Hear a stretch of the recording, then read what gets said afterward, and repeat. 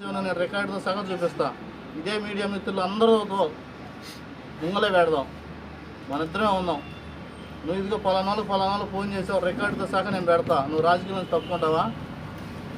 ఆ దమ్ము ధైర్యం నీకుందా?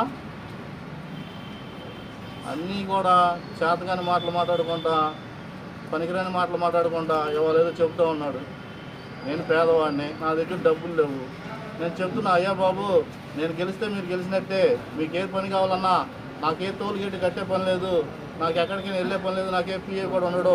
నేనే వస్తానని అందరూ కూడా చెప్పుకుంటున్నా, బతిలాడుకుంటున్నా. నా కార్యకర్తలని, నాయకుల్ని, నా నియోజకవర్గంలో ఓటర్లని అందరినీ కూడా నేను బతిలాడుకుంటున్నా. నా దగ్గర ఉన్నది అదే కదా. నేను ఈ గడ్డ మీదే పుట్టా, ఈ గడ్డ మీదే పెరిగా, ఇక్కడే మళ్ళీ ఇదే పార్టీలోనే ఉన్నా. నేను అది కూడా చెప్తున్నా, 2014లో మేము ఇదే పార్టీలో ఉన్నాం, 19లో ఇదే పార్టీలో ఉన్నాం, 24లో ఇదే పార్టీలో ఉన్నాం.